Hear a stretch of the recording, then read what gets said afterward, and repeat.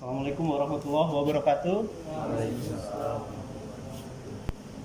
Terima kasih atas kehadiran kakak-kakak Yayu semua di sini.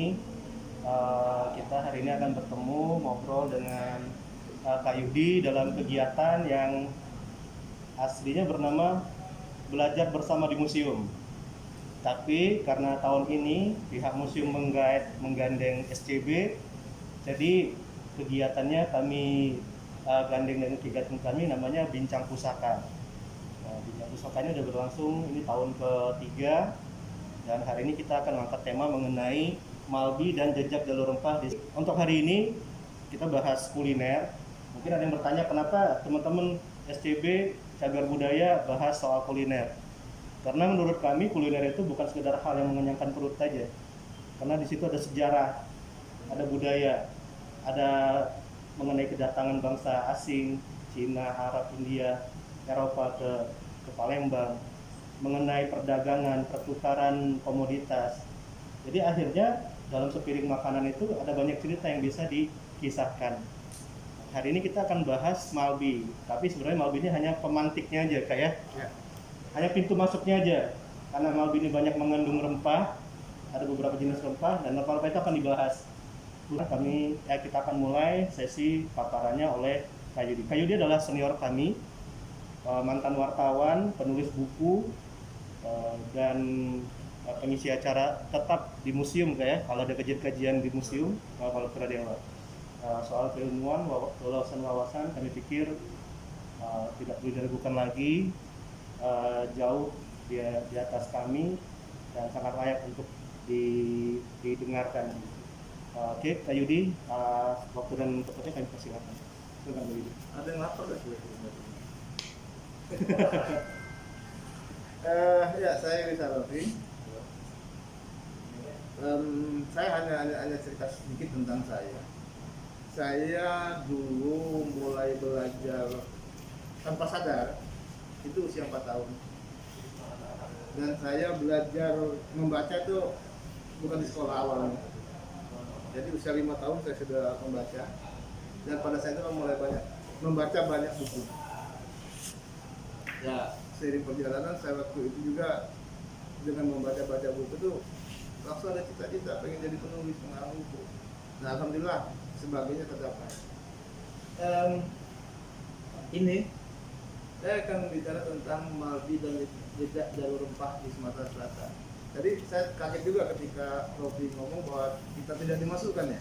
Iya, sampai sekarang tidak masuk. Nah itu,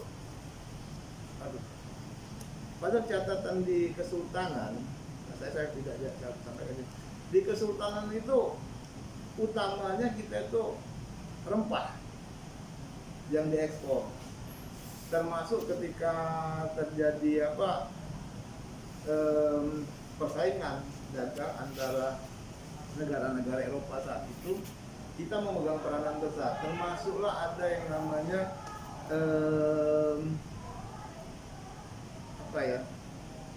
Raja Palembang, Raja bukan Sultan, itu pernah membuat piagam memerintahkan warga di pedalaman untuk menanam berbagai macam jenis rempah.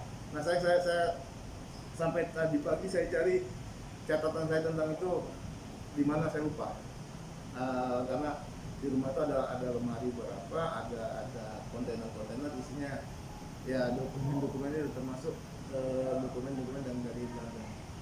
Baiklah, kita mulai ini. Nanti ini akan terhubung, kita bicarakan ini terhubung. Nah, pertama kita sebelum bicara tentang rempah dan Malbi, perlu juga ada pembabakan sejarah. Saya berpikir tidak akan bisa lepas ketika kita bicara jejak jalur rempah ini, kita tidak lepas dari pembabakan dulu. Jadi Sumatera Selatan dari masa ke masa. Itu masa prasejarah itu 4000 sebelum Masehi. Artinya setelah ini masuk Masehi 4000 Masehi itu dihitung setelah dikenal baca tulis.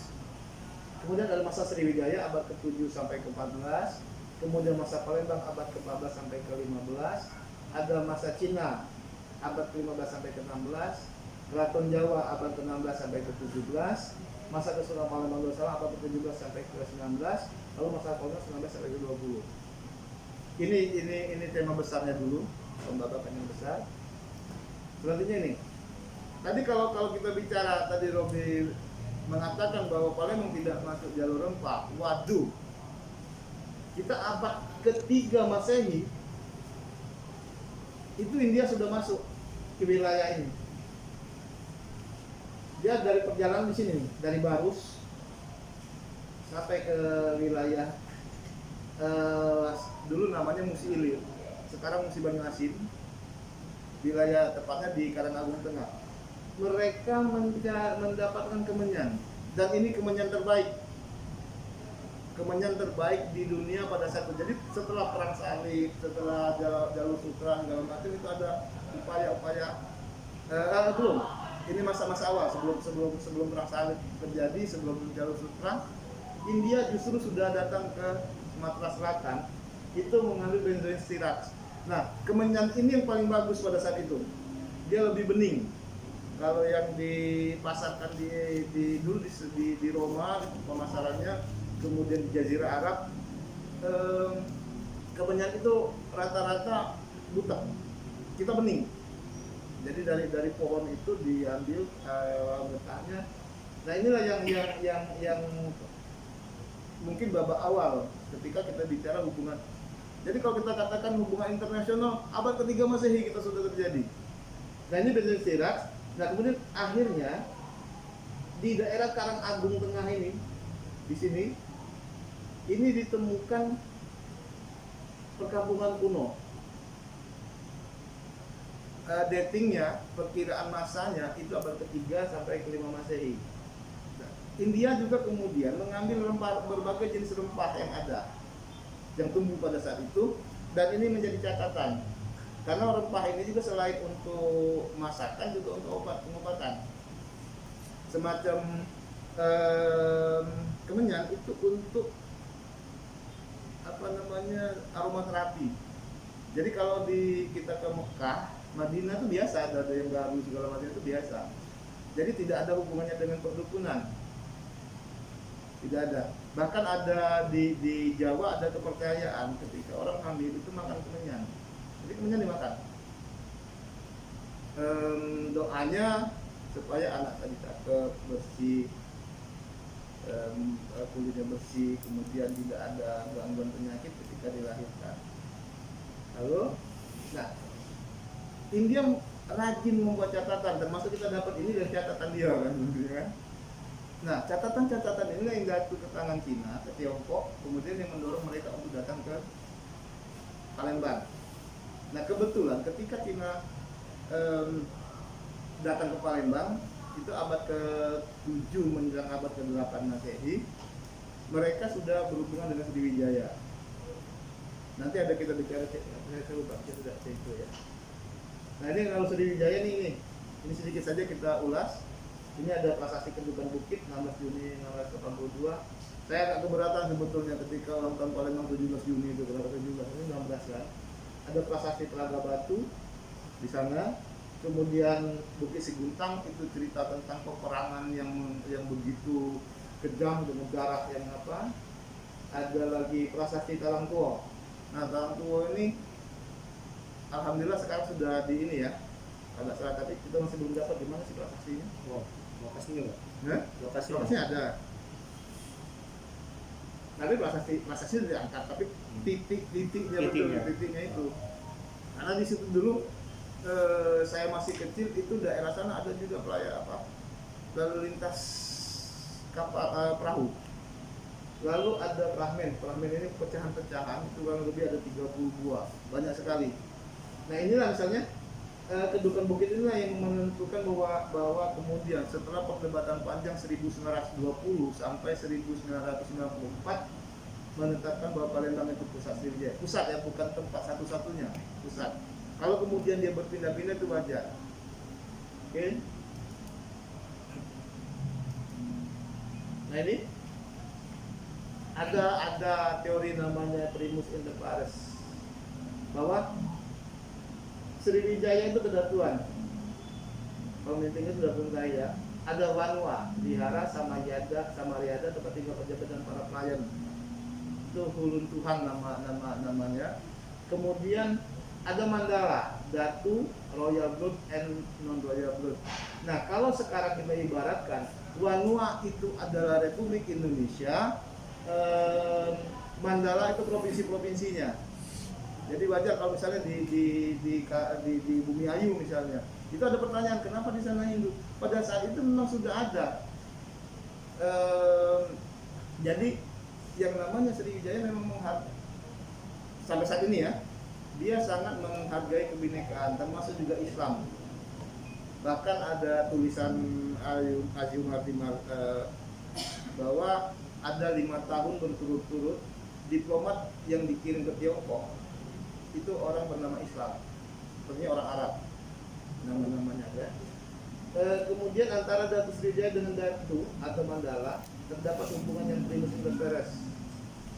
Tapi nah, kita bicara otonomi daerah kita baru pada Undang-Undang Nomor 32 Tahun 2009.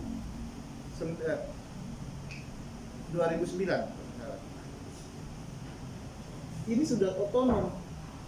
Jadi abad-abad ke-7 sampai ke-14 itu sudah mengakui otonomi daerah ya. Lalu ini Bukit Seguntang. Ada beberapa kali evakuasi yang kita lakukan. Itu ada ini nih. Ini seperti wihara-wihara kecil. Nah, inilah tempat pusat pendidikan agama Buddha kalau kita bicara. Ada Primeva kontrak persumpahan raja-raja Melayu. Nah, ini cerita Parameswara. Sudah ada yang tahu cerita Parameswara? Jadi dulu setelah keruntuhan Sriwijaya itu ada yang namanya Demang Lebar Daun. Demang Lebar Daun ini berdiam di Bukit Seguntang.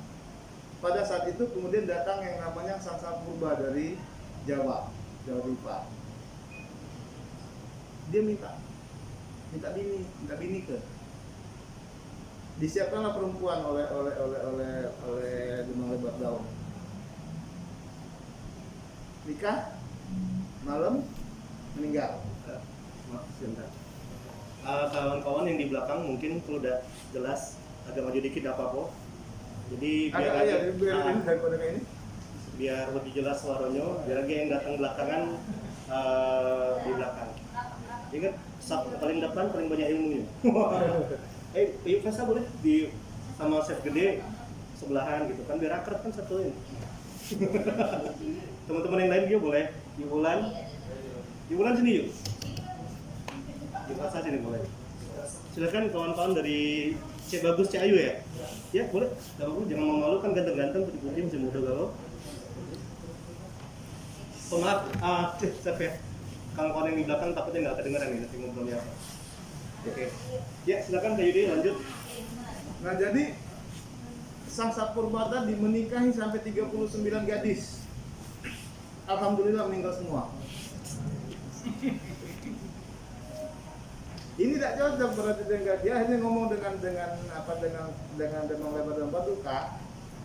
Kiranya saya masih dapat diberikan 1 gadis lagi. Apakah masih ada? Demang Lebar Daun mengatakan kemudian ada di anak hamba. Nah nikahlah dia dengan anak Demang Lebar Daun tadi namanya Landundari. Dan ternyata cocok. Tapi sebelum dinikahkan itu ada perjanjian, ada persumpahan. Nah ini persumpahan raja-raja Melayu. Sekiranya kelak anak cucu hamba mendurhaka kepada tuanku, hendaklah jangan fadilatkan dia, jangan permalukan dia, cukup ditegur. Jadi kata Sangsa Purba,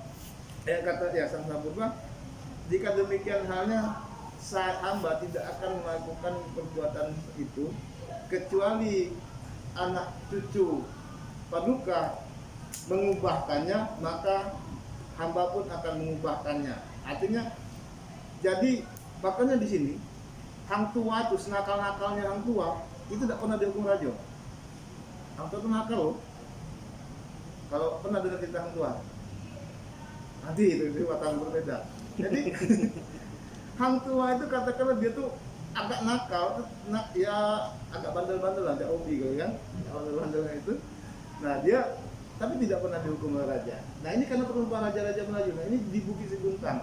Jadi hal yang wajar ketika nanti kawan-kawan dari API misalnya mengajak orang wisatawan yang datang ke Palembang dari Malaysia dan Singapura, mereka pasti minta ke Bukit Seguntang.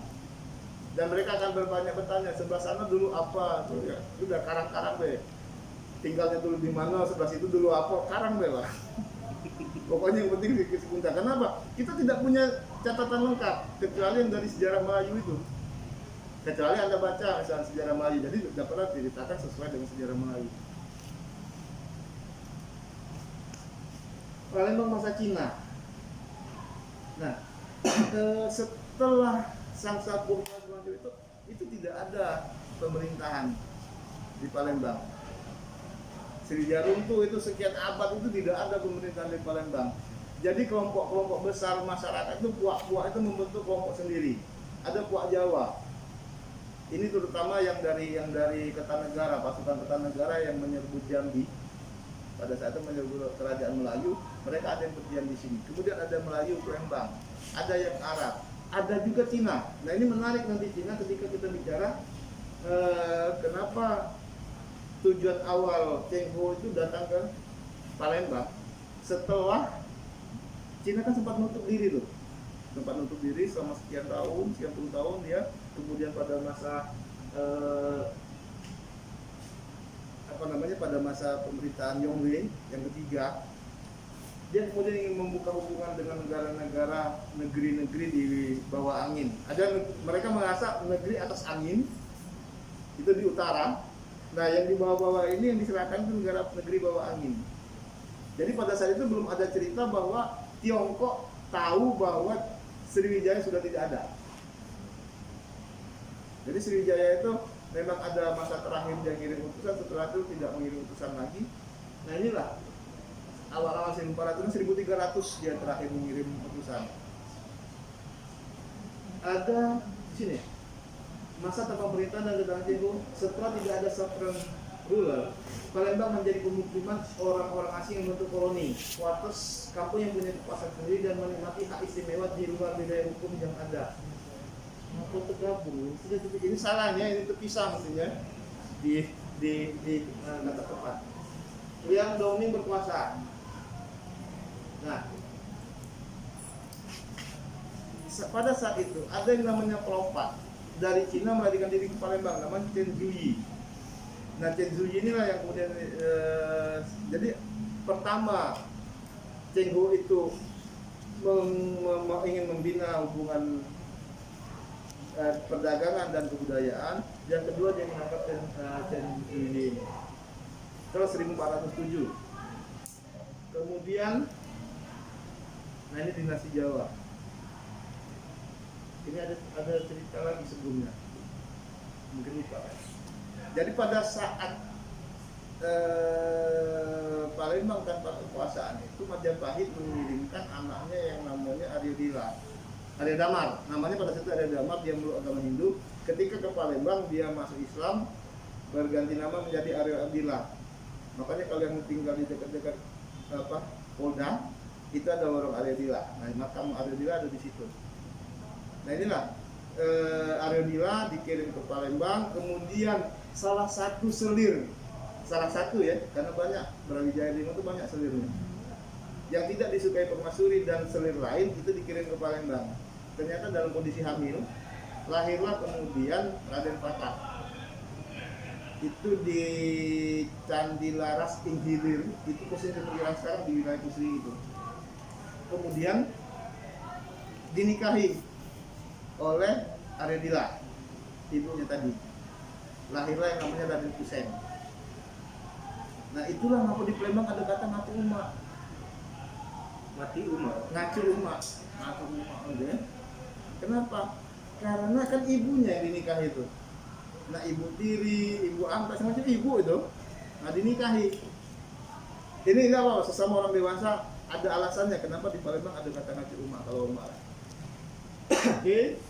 Nah ini lalu dikirimlah ke Jawa. Raden Kusen waktu itu menjadi Adipati Terum. Nah, ketika masa itu Majapahit itu mulai lemah. Wali Songo ingin mendirikan kekuasaan. Itulah Kesultanan Demak. Raden Fatah ketika datang ke Jawa itu dijadikan sultan. Panembahan Palembang salah satu gelar dia. Nah, selama di Palembang inilah ada 27 orang tuh. Setelah Raden Fatah lahir anaknya, nah mulai terjadi kekisruhan sampai akhirnya ada Pajang, ada Jipang berdiri, kemudian Mataram Islam. Nah, keturunan Raden Fatah yang tidak puas atas peralihan kekuasaan ini kemudian datang kembali ke Palembang. Ada 27 ningrat Demak waktu itu. Salah satunya kembali ke Jawa. Tetapi ketika sampai di laut itu kena badai, dia meninggal. Itulah Pangeran Sido ing Lautan. Meninggal di lautan. Sido itu sedo. Sedo itu bahasa Jawa ini meninggal. Jadi makanya raja-raja Palembang itu pakai ketika meninggal banyak dikasih nama, dikenal setelah meninggal. Ini ada, jadi yang menjadi raja pertama itu Ki Gede Ing Suro 1587 sampai 1604, lalu diturunkan kepada Kemas Adipati ini, kemudian digantikan oleh Madiang Soko. Madiang Soko ini di mana? Ya, Candi Ansoko. Jadi kalau dulu dicandikan, ketika meninggal dicandikan itu dimakamkan namanya. Jadi bukan candi, makam itu candi itu. Kemudian ada Madi Alit, ada Sido Ing Puro. Nah, dari Sido Ing Puro ini kan ada Nyai Gede Pembayun. Itu dia punya anak dua, Ratu Sinuhun dan Sido Ing Pasarean. Nah, Sido Ing Kenayan ini masih Puan Andir, anak Terus Adipati. Sido Ing Kenayan menikah dengan Ratu Sinuhun. Sido Ing Kenayan menjadi raja. Waktu itu Jamaluddin Mangkurat. Nah, kenapa namanya Sido Ing Kenayan? Karena dia meninggal dibunuh. Sido Ing Kenayan mati teraniaya, meninggal karena dianiaya. Akhirnya dari Sido Ing Kenayan setelah dia meninggal digantikan oleh Sido Ing Pasarean. Jadi Sido Ing Pasarean ini meninggalnya bagus, meninggal di tempat tidur. Dari sini kemudian, nah ini anak-anaknya, dua anaknya, Sido Ing Rajab. Nanti kita di sini ada ketemu. Ketika Sido Ing Rajab menjadi raja, itu ada agitasi dari VOC terhadap Kerajaan Palembang 1657. Kemudian berdamai, ditempatkanlah perwakilannya namanya Okes 1658. Tetapi perdamaian dengan memberi pedang, kemudian pesta segala macam, ketika Okes naik ke kapal, itu orang-orang Palembang naik ke kapal itu dibunuhlah Okes karena memang tidak ada ketidaksukaan Wong Palembang terhadap Belanda. Inilah yang akhirnya meletuskan perang 1659. Nah, ini Pusri sekarang ini. Makanya ini dinamakan keraton ini sebagai Puto Gawam, artinya keraton atau benteng yang terbakar. Ini juga sederhana kok. Pulau Kemarau sebagai pusat ininya, di sini kan dia dihubung dengan Pulau Kemarau. Ini susah juga nih Belanda masuk. Kenapa kalah? Kalahnya sederhana. Pada saat itu gudang mesiu yang ada di Pulau Kemarau terbakar. Panik lah ini. Mau apa. Akhirnya setelah dikalahkan bulan November, ini dibakar. Baru habis betul seluruhnya rata dengan tanah, tinggal puing-puing selama 3 hari. Betapa luasnya keraton ini. Oke. Sekarang anak-anakku buat skripsi strategi perang Sungai Palembang melawan Belanda. Saya yang dia lebih ini latar belakang, kemudian yang perang Sungai 1819-1821.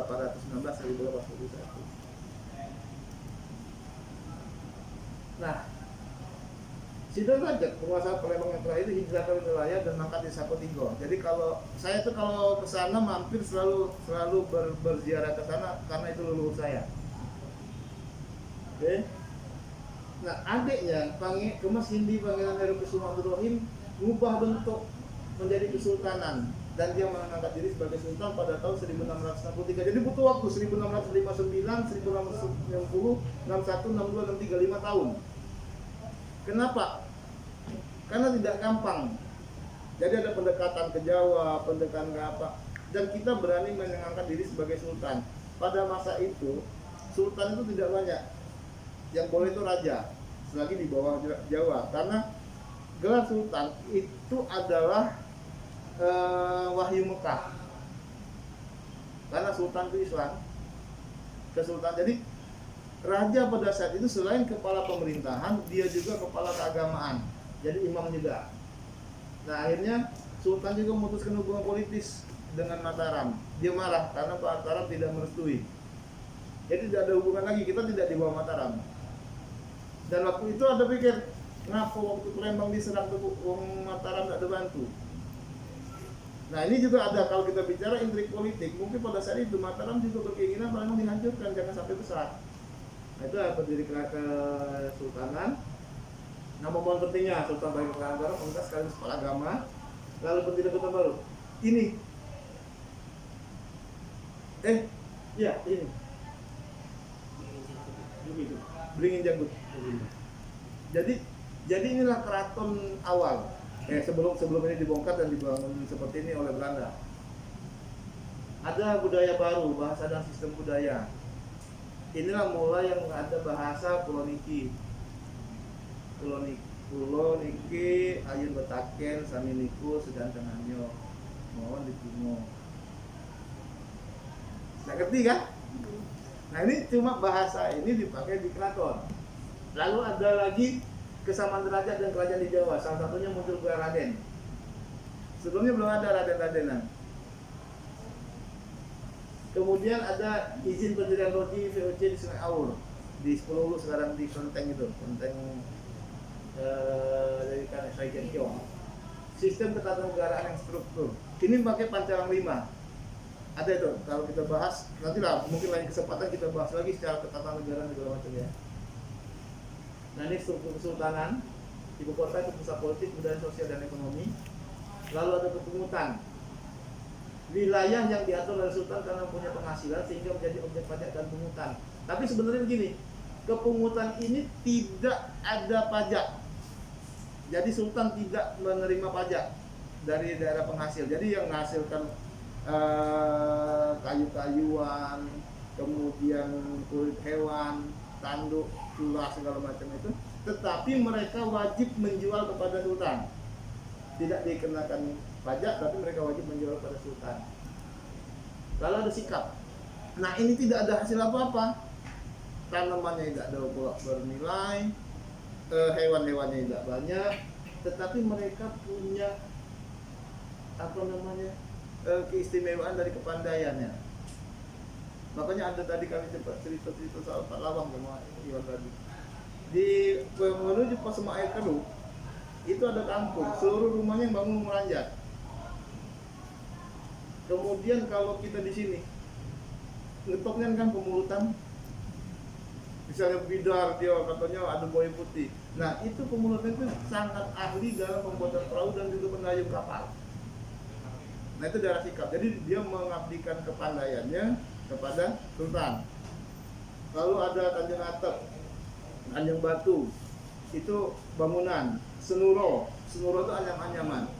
Nah, ini kumpulan dusun dan dari marga diperintah Bapak Pamung Sultan, Jenah atau Raban adanya di rumah saya untuk pajak. Okay. Ada sindang, tapi bukan kesindang. Sindang bukan kesindang. Sindang ini daerah yang bebas, kedudukannya jadi dia merdeka. Tanda kutip itu adalah saudara sultan. Nah, itu wilayah-wilayah yang berbatasan dengan wilayah kekuasaan yang lain. Misalnya Empar Lawang, Pagar Alam. Nah, itu berbatasan dengan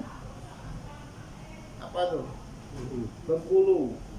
Kemudian Oku Selatan sebagian itu lalu daerah Rawas itu dengan Bengkulu.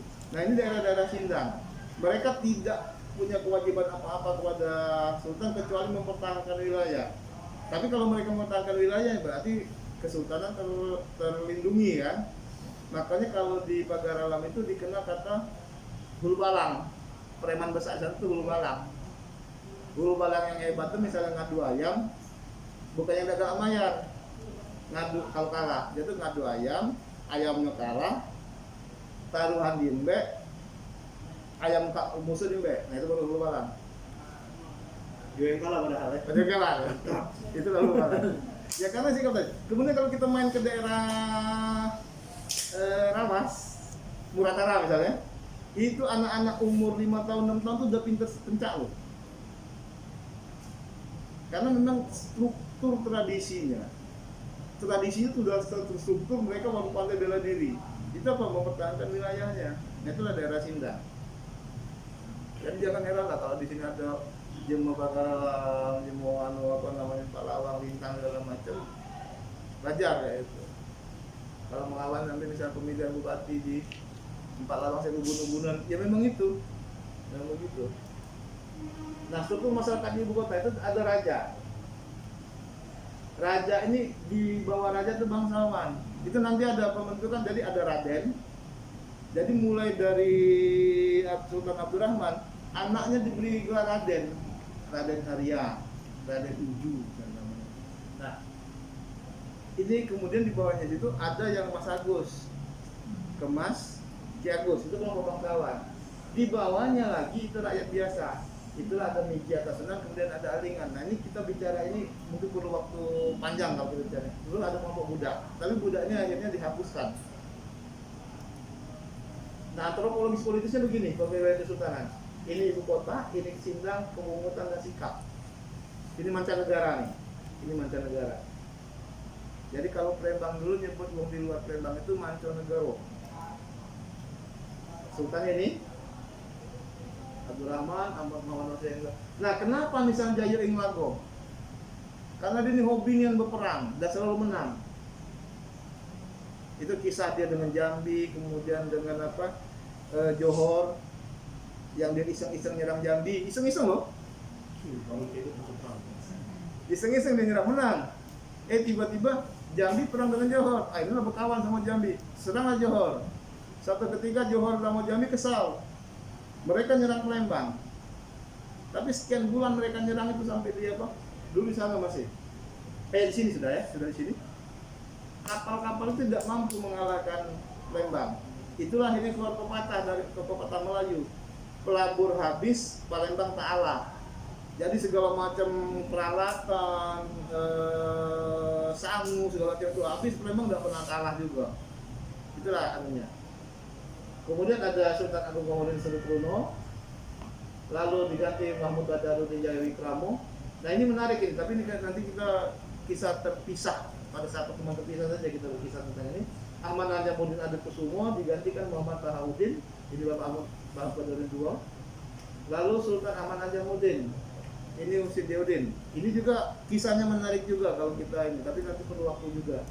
Ada terakhir Sultan Ahmad Najamuddin Pangeran Ratu, ini anak Mahmud Badarudin ketika perang 1819 sebenarnya dia menjadi sultan. Lalu Sultan Ahmad Najamuddin Prabu Anom. Nah ini berdasarkan perjanjian 14 Juli 1821. Ini bahasannya ketika 1819 Belanda nyerang Palembang, Belanda kalah. Lalu 1821 dia nyerang lagi. Tetapi selama 1820 dia mendekati Husain Diauddin untuk mengetahui titik lemah strategi perang sungai itu. Oke. Ini keraton sebagai ini, ada keraton Kepegawang, Ringi Jabut, Kepegawang, lalu Kepersa. Persinggungan budaya. Nah, ini akan kita bicara ini, akhirnya kita akan masuk kepada bagaimana rempah-rempah ada di Sumatera Selatan. Jadi persinggungan budaya ada Melayu, pendatang Asia dan Eropa. Asia itu masuklah India dan Arab serta Cina, dan Nusantara itu Jawa. Reference culture. Jadi secara kultur kita tuh budaya tepian sungai. Ini. Nah ini sebetulnya ada kisahnya juga nih kenapa rumah-rumah ini Cina nih sampai 1821 dia masih di sungai, tidak boleh. Itu kisahnya terkait ke 1659 tadi. Tentang alam siapa? Ini faktor penting dalam penciptaan peradaban tinggi adalah adanya hubungan angkutan melalui perahu 5 kali lebih efisien dibandingkan angkutan melalui daratan. Masa itu, kalau masa sekarang beda kan, terbalik juga, daratan lebih. Nah, Kesultanan runtuh, Perang Palembang, Menteng. Kenapa namanya Perang Menteng? Kalau di Jakarta ada Menteng apa? daerah wilayah. Iya, wilayah apa? Anak Menteng, Bungkayo. Ada Menteng ya? Bungkayo gaul ya. Nah, Menteng di Jakarta tuh kalau di kita Rambe. Rambe tau kan?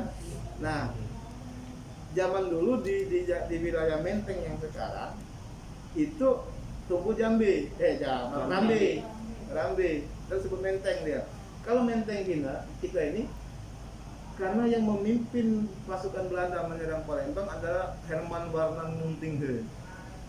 Wong Palembang kan susah bahasa Belanda apa itu, sudah Menteng. Setelah perang ini maka kemudian Raden Rasib itu juru tulis Sultan itu menulis syair perang Menteng. Nah, perang Palembang 1821 di sini kita kalah. Ada kolonialisasi, Belanda mengangkat Putra Lusidiaudin ini 11 jasa kan, sudah menyebutnya jalan kekuasaan pada Belanda kalah berita tidak langsung akhirnya dihapuskan 1823 dihapuskan, tidak ada lagi kesultanan, pemerintahan tidak langsung. Nanti ada pemerintahan tidak langsung, pemerintahan langsung itu sejarah tersendiri. Nah, pengaruhnya nih ini ada duplikasi akhirnya. Kalau dulu ada superior dan interior, superior dan inferior. Yang inferior ini, wah dia wong uluan. Pernah dengar tak istilah uluan? Oh, wong uluan itu tuh, si ulu kama. Itu masa lalu yang gak enaknya sebetulnya. Jadi orang-orang di luar Palembang itu wong uluan. Dan si ulu kama itu gak enak.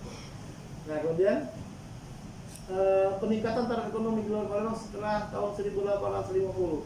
Jadi setelah 1850 itu dimulai dari penanaman padi di wilayah OI dan OKI. Itulah padi pegagan itu, beras pegagan. Mulai peningkatan. Kemudian ada rubber booming. Jadi dulu ada jemaah haji kita kalau berangkat itu kan naik kapal. Ketika pulang itu singgah di Singapura, bermukim di sana selama beberapa bulan baru balik ke Palembang. Nah, itu membawa bibit karet 1906 itu ditanam di Sumatera Selatan, bukan di Palembang ya, di Sumatera Selatan. Palembang ada juga di Kebun Gede itu. Akhirnya rubber booming 1914, artinya penghasilannya meningkat, adanya bandeng superior inferior ini. Nah, kemudian itu kita putus, nanti kita kesempatan berbeda kita cerita tentang itu.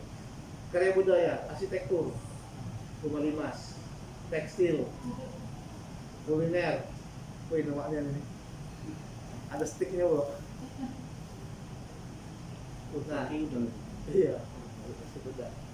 Memang dulu pakai udang. Kalau kami pun sampai sekarang bukan udang kecil-kecil kalau buat laksan ini.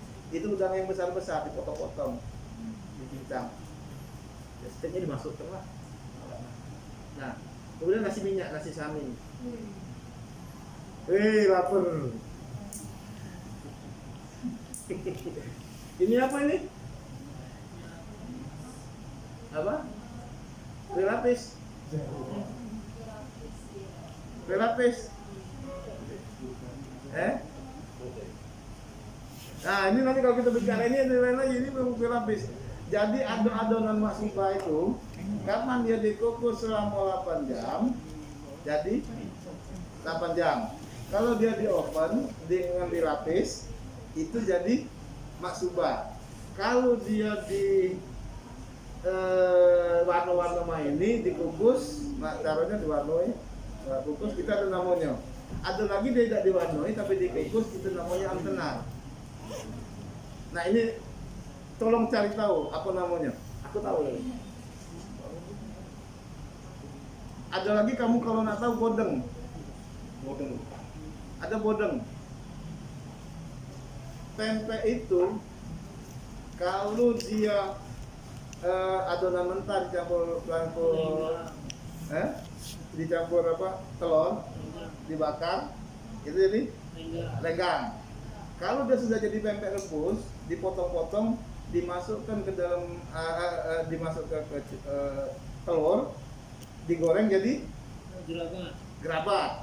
Kalau dia diiris-iris, biasanya bukan yang pempek baru jadi dia. Kadang-kadang itu karena dari yang kemplang itu direndam, dimasukkan disusun, di loyang, diinjak telur, dikukus, jadi apa? Jadi podeng.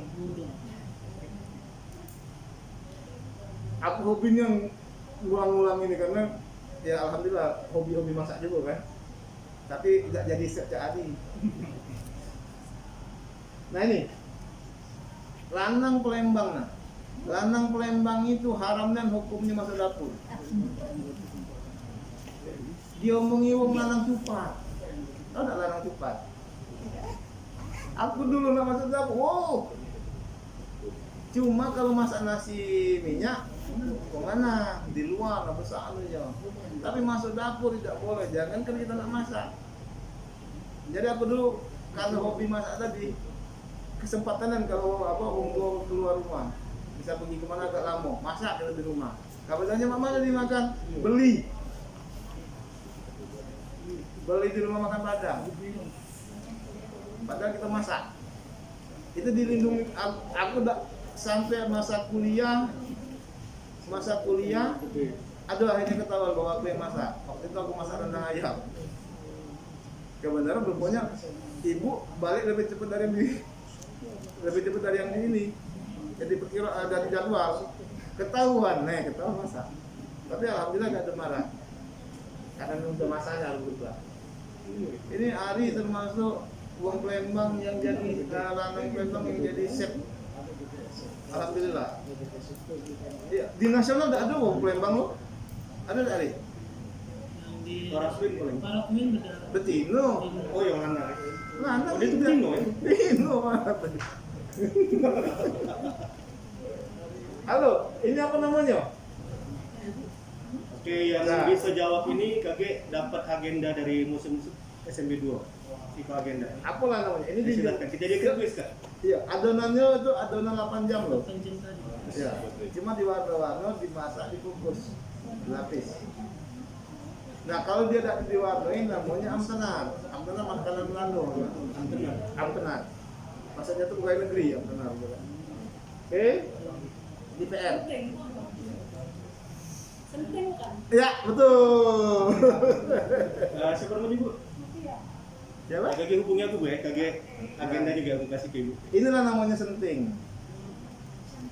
Senting. Aku dulu kalau makan ini yang paling lemak itu di rumah Mace. Cek Mas. Almarhumah. Suruh. Iya. Di Mazuro. Cuman dulu ternyata ada nama 8 jam tadi. Adonannya beda. Adonannya sama dengan 8 jam. Semua diwarnai Pak. Iya.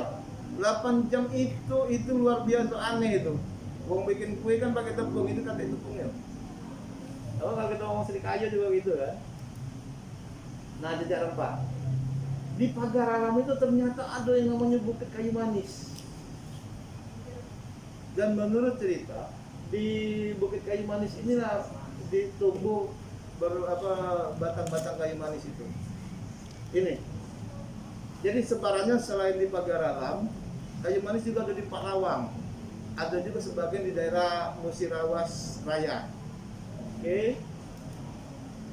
Nah ini Bukit Sulap. Bukit Sulap ini Kemiling. Ada yang tahu Kemiling itu apa? Kemiri. Ada jadi. Nah ini kayu manis yang lagi dijemur uang nih. Kebetulan aku lewat pada saat itu di Banggaralam orang lagi jemur kayu manis ini. Jadi kayu manis ini kalau kita jalan juga dari di Banggaralam, kemudian di tebing tinggi ke arah pendopo segala macam itu sering kita jumpai orang lagi jemur ini, termasuk Kemiling tadi. Nah ini pala nih. Ini di pagar alam ada. Aku sempat panen baru di sini, atau punya siapa tadi? Gak panen lihat ini kan? Di lada. Ini kita ada juga di Pagar Alam. Berdasarkan catatan-catatan Belanda waktu itu, setelah dia menguasai Palembang, dia mulai melebarkan kekuasaannya ke wilayah lain. Itu terakhir dikuasai itu Pagar Alam dan sekitarnya. Itu 1840-an sekian. Nah, jadi berdasarkan catatannya itu, bahkan 1822 itu Rennes itu membuat catatan juga tentang kopi. Jadi harus diluruskan juga karena ada kekeliruan kita bicara soal kopi itu dari mana. Jadi Sumatera Selatan sudah penghasil kopi itu di tebing tinggi 1822. Pada saat itu tapi penjualannya ke Bengkulu, sampai sekarang masih itu kan. Itu terjadi perebutan antara Wong Palembang dengan Wong Bengkulu akhirnya. Nah, itu tapi Arabica pada saat itu 1890-an itu terjadi kebakaran besar, kemudian diusahakan menanam lagi Arabica, tidak berhasil. Onderneming di wilayah Pagar Alam mendirikan perkebunan kopi, tapi robusta. Nah, itu kita akan bicara lagi bagaimana tentang sejarah kopi, kesempatan yang berbeda. Nah, kemudian Palembang, kosmologi Batanghari 9. Inilah Batanghari 9 itu. Inilah Batanghari 9. Karena apa? Ini pusat Palembang. Ada 8 orang yang makan di sini. Benar tak? Kali hidangan. Tidak boleh lebih dari 9 orang. Kalau kurang ya aku boleh buat, aku senang. Banyak lauk. Misalnya kalau kita ngomong misalnya ini nih, ayam kecap nih. Ayam kecapnya ini ada 4 potong. Walaupun 2 potong besar-besar. Nah, ini 4. Lalu ada malbi. Mana malbinya? Oh, sini betul nggak ada malbinya. Ada malbi juga 4 potong. Lalu kalau ada tambahan yang namanya kari juga 4 potong. Lalu yang ini sayur buncis, sayur buncis. Ini ada apa namanya tuh? Ini pulur katanya tuh. Ini tata cara penghidangan juga khusus karena ada aturan-aturan yang harus diikuti. Lalu kemudian ada budaya riparian. Jadi kita cuma tahunya di darat, di hulu, di darat, di laut. Ada lagi hulu hilir. Jadi kalau wong sini nyebut ke wilayah sini darat, di sana tuh laut. Wong sana nyebut ke sana laut katanya. Sini darat. Nah, itu yang ripariannya begitu. Lalu hulu hilir pasti sama, hulu di sana, hilir di sana. Itu ada kesempatan berbeda, kita akan bicara bagaimana pengaruhnya terhadap antropologi kehidupan di Sumatera Selatan. Lalu ada istiadat, perkawinan, ada pernikahan hitanan segala macam itu khusus. Ada gelar kekeluargaan, ada makam raja. Tapi ini yang menarik.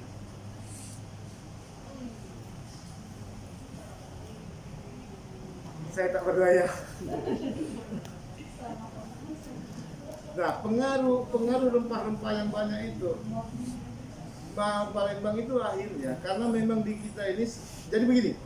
Wong Palembang apa masak pindang itu apa beu? Apanya? Bumbunya pindang. Serai, lengkuas, cabai, bawang merah, bawang putih. Aslinya Palembang tidak pakai bawang putih. Bawang putih itu baru dipakai setelah ada hubungan dengan Cina. Artinya Cina membuat pindang juga pakai bawang putih. Jadi Palembang itu cuma bawang bawang merah cuma. Jadi di pindang itu tidak pakai bawang putih. Cuma ya sekarang sudah mulai pakai karena sudah menyesuaikan diri dah. Enak juga sih, enak juga ada panas yang apa. Nah, rempah yang banyak tadi itu juga melahirkan ini. Ini awalnya, kalau yang nggak baca masaknya, ini jadi apa lah? Tetap masak dia, tetap enak dimakan. Nah, jadi semur. Karena apa? Awalnya ini semur Jawa, tapi wong Arab, wong India, dan wong Palembang pengen yang berbeda. Ditambahlah unsur kelapa dari santan dan kelapa tununya. Kita lihat dari ininya. kelapa tua, kupas dari parut, jahe segala macam ini, ada enggak ya? Ada ketumbar, pala halus, cengkeh. Cara membuatnya di sini ketahuan ya. Parut 1 butir kelapa, peras setengah bagian untuk diambil santannya, sisanya disangrai. Sudah disangrai baru dihaluskan. Yang disangrai tadi. Pertanyaannya, kenapa disangrai dulu baru dihaluskan? Tidak ada waktu mentah. Dimentah dulu, dihaluskan baru disangrai. Kenapa lah? Biar sari-sari keluar. Hah? Biar sari-sari keluar. Biar keluar sari-sarinya. Ada lagi, tidak baca dia dihaluskan. Kan basah dia tuh. Kalau parut itu kan, hancur dia. Malah jadi keluar santan. Makanya disangrai, dihaluskan. Tadi mengeluarkan sari-sarinya, jadi dicampurkan airnya. Nah, cara masaknya. Apa yang masak apa? Tutorialnya. Aku baca masak ini. Tidak baca catatan, aku baca masaknya. Dan menurut penghuni rumahku enak malbi itu. Satu lagi, babi Palembang itu dari daging apa? Sapi. Awal mungkin ada kerbau, tapi yang tidak dipakai itu ayam. Kami pernah, dulu kakekku itu kan tidak bisa makan daging. Tidak tahu ngapa dia memantang diri makan daging, jadi mengidam makan daging. Jadi tapi kepengen malbi. Kami masalah malbi ayam kampung. Tidak enak. Yang menurut beliau enak, karena tidak senang daging kan. Nah yang biasa makan daging malbi tidak enak. Dan daging itu daging pilihan, itu khas dalam. Kalau dia tidak khas dalam, rasanya beda. Pacak-pacak dia kelot. Makanya sebentar ini. Setelah masuk santan tuh masak sebentar, bisa disajikan. Selesai. Nah kira-kira itu. Jadi perjalanan rempah itu yang ada di Sumatera Selatan itu lumayan panjang. Dia mulai abad ketiga, yang diketahui dari catatan itu abad ketiga Masehi. Mungkin abad-abad sebelumnya sudah ada. Buktinya ketika India masuk ke wilayah Sumatera, lalu dia naik ke wilayah, naik lagi ke pedalaman, masuk lagi ke pedalaman, itu ditemukan berbagai